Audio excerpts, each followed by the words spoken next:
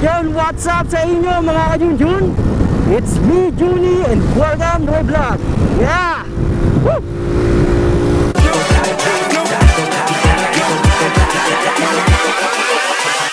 Hold up.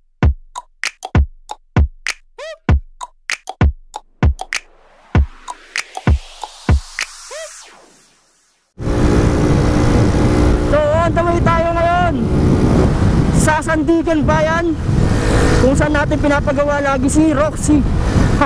Roxy, pang mayaman boy. Eddie, wow.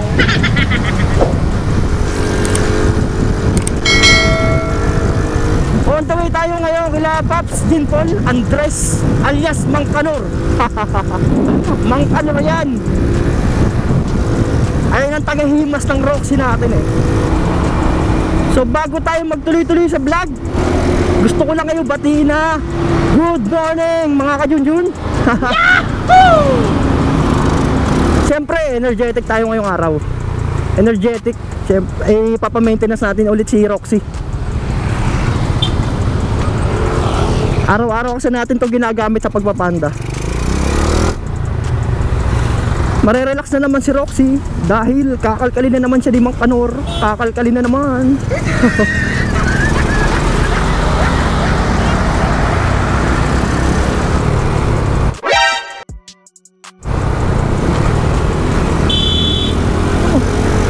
Delikado yung ginagawa mo, kuya. Madidisgrasya ka pa.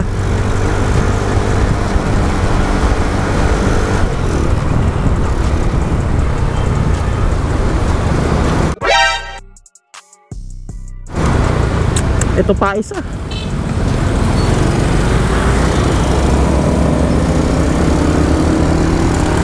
Yung mga gumaganyan mga paps, dapat dyan hindi nila ano yun eh.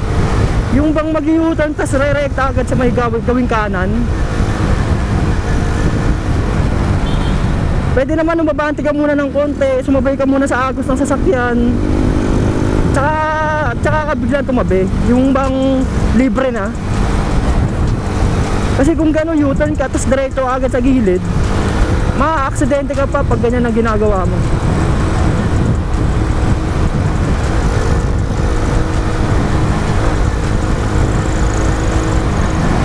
Surprise, motherfucker. Wow! Oh my God! Wow! Mamaw! Ikaw na! Pero bago yun, pabayaan na natin sila kasi buhay na nila yun eh. Baga labas na tayo doon. Huwag mo na silang pakialaman. Ganun lang yun. Ang topic ko kasi dito, bakit daw ba ako nagpapagawa sa Sandigan pa? Eh may malapit naman na pagawaan ng motor. Isa lang po masasagot ko sa inyo. Magkakaiba po tayo ng mekaniko. Kung kayo nga eh may pinagkakatiwalaan kayong mekaniko, ako pa kaya. Malayo man yan o malapit, eh doon ako nagtitiwala eh. Doon ko yung pinakakalkal tong makina ng motor ko kay Paulo. May malapit nga, oo, may malapit. Huwag kayo iiyak.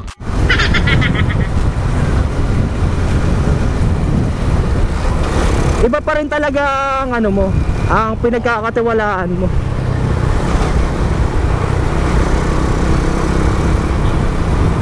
Kasi sa dami ng mekaniko, bakit pa ako dito pupunta?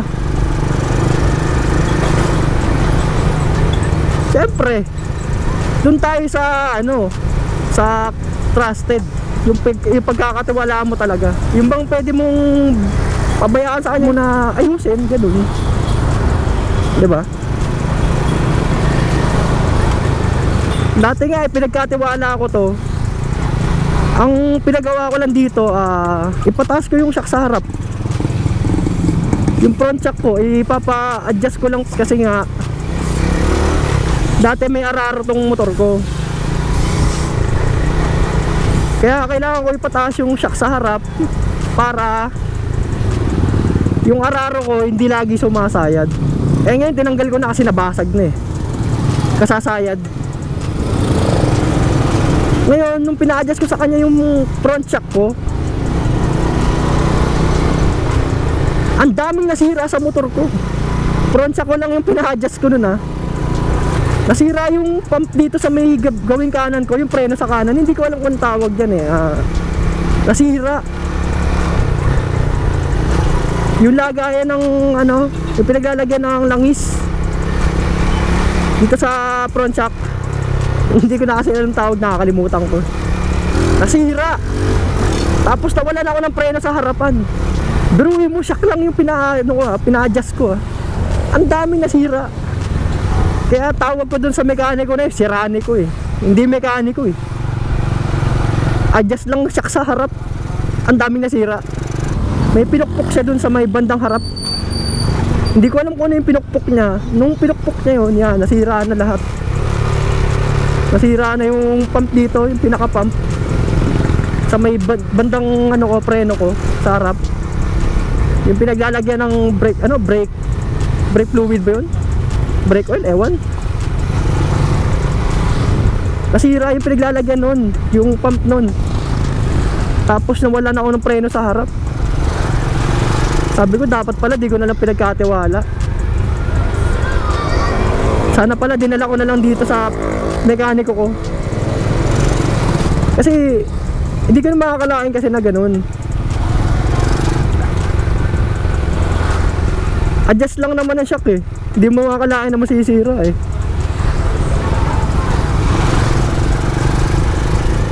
Kaya yung labor lang dapat na babayaran ko, napabili pa ako ng mga pyesa na kailangan palitan.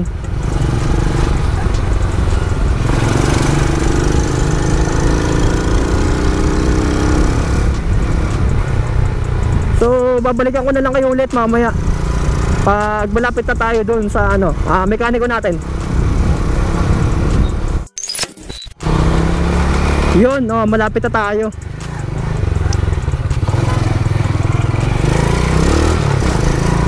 Dito na tayo sa looban ng Sandigan. Ayan, hanapin natin yung street, Sampaguita Street. Ayan, Sampaguita Street.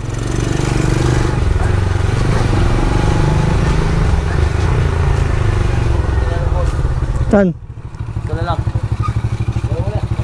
Ay, shoutout Mang Kanor. Shoutout boys. Ang pangalan mo?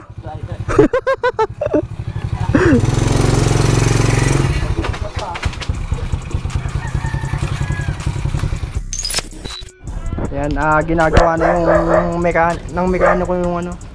Ayan. Yung makina natin. Ayan o. Si Mang Kanor. Kinpol. Ayan. Binaba. Ayan yung stator natin. Pakakita ko lang sa vlog ah. Ayan yung stator natin. Nagkaputol-putol yan eh. Kaya pala maingay nakaraan yung makina ko. Ayan. Ito nga pala yung motor niya ngayon oh. X1 top ups diba? Ayan, X1.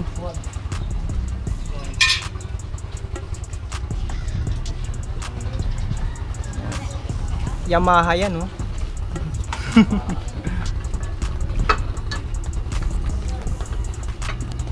Nakayayamanin ng gulong. Diablo Rosso.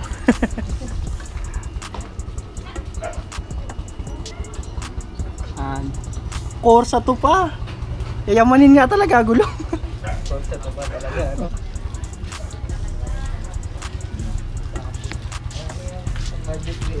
Budget meal. Budget meal pa ba to? Corsa to? Ako nga di makabili nito. Ang mekaniko na napakadumi. Mekaniko na napakadumi. Baliktad. Baliktad. Yung makina pala. Mamaya, lilinisin natin yan. Mamaya lilinian.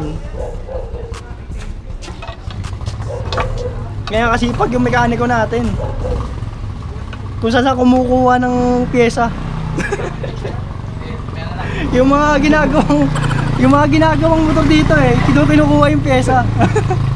Pero de joke lang, yung etong kinuha na, yung pinagkuhanan nitong stator na to in order to sa kasa. Ay po. Pakilala ka sa vlog. Nga kasi rin, ginagawa na taga-Quezon City. Gusto mo mapunta sa langit? Oh, yan, Quezon City daw siya. Naligaw lang yan dito, inampun ko lang. Napadpad lang, napadpad. Bala ko na nga ipaampun uli eh. Lakas kumain. May aampun ba? Yun lang ang tanong. Wala. Sama natin sa vlog si Pops.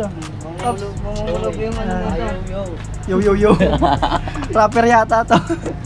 Yan, babalikan ko na lang kayo ulit kapag naikabit na sa motor natin yung yung makina. Yun, tapos na tayo sa pagpagawa ng motor natin. Ayan, si Pops Ginpol. Pops, maraming salamat. Ayan.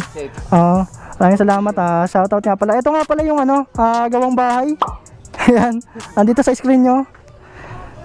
Ano na lang natin yan. Tsaka may page siya. May FB page ka. Andito rin sa screen. Sa Facebook, Ayan, gawang bahay. Ayan. Kung sa ibang tindahan, may lutong bahay dito, may gawang bahay. So yun, uwi na tayo. Ingat. Yun, shoutout. Shoutout sa'yo, boss. Sige na, uwi na ako. Sabi na lang next time. Okay. So ayun, pauwi na tayo ng bahay. Sarap ng gamitin ng motor ko. Fresh. Siyempre bagong linis yung loob niyan eh. Basta si Mang Kanor ang humimas. Suwabing suwabe.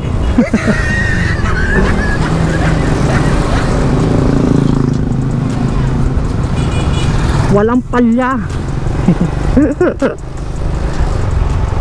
Himas ni Mang Kanor yan eh. Mahilig yan sa atabs. Ayun na nga, tiniimbitahan ko nga pala kayo na bisitahin si Pops Ginpol dyan sa shop niya.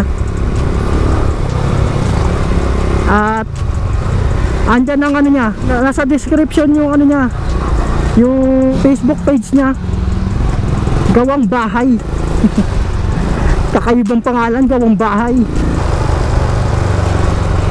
Iniimbitahan ko nga pala kayo na magpagawa sa kanya. Subukan nyo lang. Maganda rin siya gumawa. Maalaga din sa makina ng motor. Try nyo lang para masubukan nyo kung bakit ko siya dinadayo. Kaya ngayon, eto na si Roxy. Malinis, maayos, matino. Masarap na siya gamitin ngayon. Suwabe na. Madilim boy. At parang uulan. Baka abutan tayo ng ulan sa kalsada. So dito ko natatapusin itong vlog. So once again, it's me Juni, and I will see you guys on my next video. Peace out. Chunky beat.